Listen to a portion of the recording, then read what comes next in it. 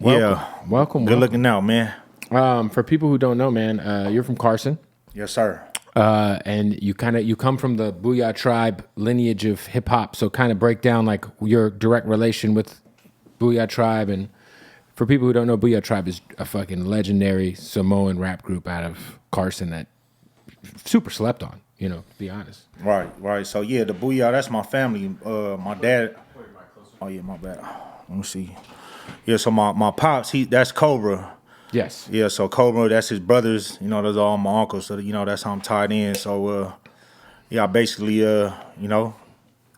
picking up the torch right now, trying to run with it type shit. I was gonna say, is there anything like, because they had a lot of independent success. I mean, they had records. I mean, I remember the last album I think I bought of theirs was that album that had was it Eminem and Trick on the song?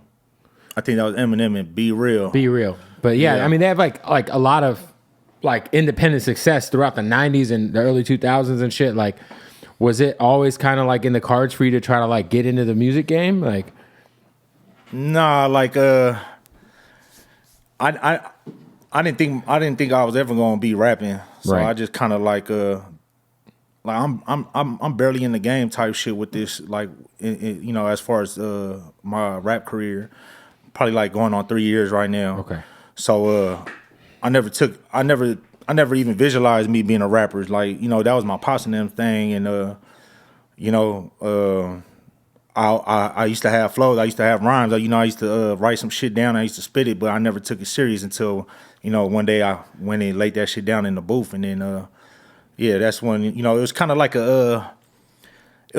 an ongoing joke with me and my homies. Like, I'll be spitting the same verse like 3-4 times around them type shit, and they're like, man, here comes D-Boy again with the same old shit, like, and then I laid it down and then it was just kind of like, oh, damn, like, it ain't funny no more. It's kind of like, oh, damn, he's hard. Right. So then that's where I kind of took it and I'm just like, fuck it. Like, if I'm going to rap and I'm going to make something out of it, then, I'm going to carry the legacy for me and mine. I was going to say, like, prior to you taking rap serious, you're pretty much in the streets doing your thing. Yeah, so my pops and them, they bang. I'm from the same hood as they am, so I basically picked up them traits before I picked up the rap traits. Right, so you followed in footsteps. I followed down the wrong footsteps, so I kind of went down the banging path, and it was just to the point where. It's just kind of like, man, I didn't give a fuck about nothing. It was just like, man, I'm finna bang. I'm ready to do life for this shit type shit. I'm about to crash out over banging, and then it's just kind of like, damn, I fell into the music. It was just like, damn, now it's like a blessing. Yeah, because it's kind of like that shit it kind of saved my life and my perspective on things. So it was just almost like you got a reason not to crash out. And then it's just like to this point now, like where I'm at now, it's kind of like it's just like I kind of got a purpose now, right? So it's more of on like I got something to lose, rather than going from fuck it, like I don't give a fuck what I lose type shit. You get what I mean? Right. So that's the kind of path that I was going on. Like, you can ask my family, my homies, whatever. Like, they know. Like, I was with the business, you know what I'm saying? Right. And me being rapping and me getting all this feedback from whoop-de-whoop and, and just seeing the things that I'm capable of is what kind of just like, wow. You know what I'm saying? That kind of just changed my perspective on shit. Like, man, you know what? Like, it's big. It's a bigger picture than what I'm normally used to. Right. You know what I'm saying? Yeah, I feel like that's almost like... I feel like when you're in that environment, unless you maybe have a kid or, I know you're fresh to fatherhood, right? Well, shit, my baby due any day now. So you got a baby coming anytime. Yeah, the due date was a Friday, so she being stubborn. So it could fuck around and be right now. Yeah, it could be right now, and I got hey kid, I got to bounce, man. So but I'm saying like obviously that's something else, another purpose that you have now. But I think that's another thing. Like when you're in a certain environment, like you kind of feel like.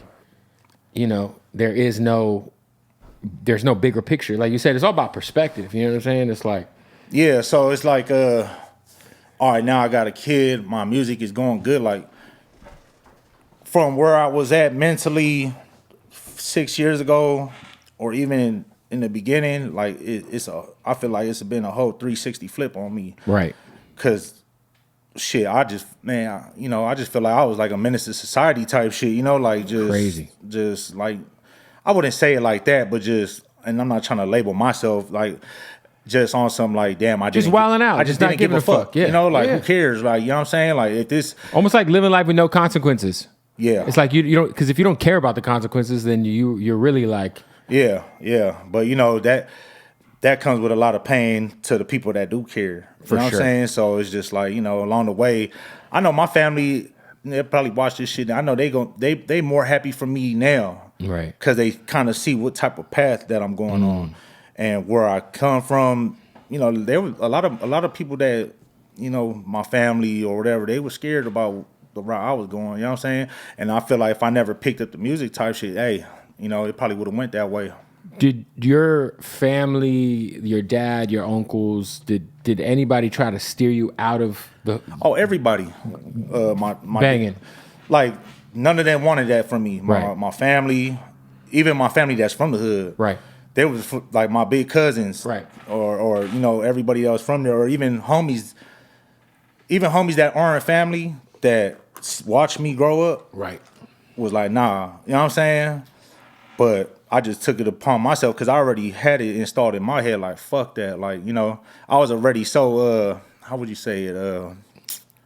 Maybe not institutionalized, but not institutionalized, but I was so like kind of programmed. Yeah, like I was so, and then I was so intrigued with the lifestyle. You know what I'm saying? And how they move. Like my older homies from my generation, they were like all stars to me. So it was just like, damn, I want to be like them. Like, I'm fuck it. Like this is the life I'm finna choose. Like, so, but. To get back to what you're saying, like, yeah, nobody wanted that from me. Right. Yeah. I'm older now, looking back, and I understand now. Right. Of why it is. That's why they, try to preach that to me. Do you have any other siblings? Yeah. Did they kind of follow similarly, or Nah? No. Nah. You're like the black sheep. Yeah, I'm the black sheep. Like, I got my little brother, my little sister. They doing good. You know what I'm saying? But me, I went a whole different route. Right. Was there anything like while you were going crazy in the streets that like where you were kind of like to the point where like you might have lost your freedom for real, or there was like a situation where things got a little hairy where you almost maybe lost your life? I mean, maybe multiple times, I'm sure, but was there ever like a wake up call like situation like that? There was a lot of times. Yeah. There was a lot of times. Some things I'm not gonna speak on, like a lot of situations, a lot of drama. Right. That would usually make somebody think like that. But during that time, I'm so into the banging that it's just like, hey, it is what it is. This is what comes with it. Right. So it's like I never like fell back like, oh, like damn, that shit's so crazy. I wanna.